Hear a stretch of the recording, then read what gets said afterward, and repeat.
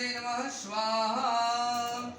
ओम हरे ओम सहस्रशीर्षा पुरुष सहस्राक्ष सहस्रपात सभूमिदुं सर्वा तिष्ठति शाङ्गुलं नारायणाय नमः स्वाहा।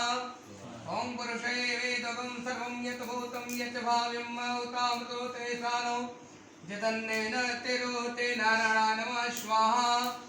ओम एतावानश्च महिमातो जायांश पुरुषः पादोष विश्वाभूतान् कृपादस्य तन्वे कृपान्दोर्दौदैत परुखा पाजोषेहा भवत् पुनः नारायणाय नमः स्वाहा।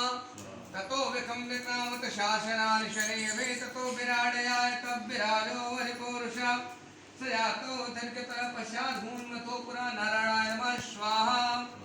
ओम तं यज्ञं बर्हि पुरोक्षन्नवरुषं यातमग्रता तेन देवा अयजन्त साधारिकयस्ते नारायणाय नमः स्वाहा।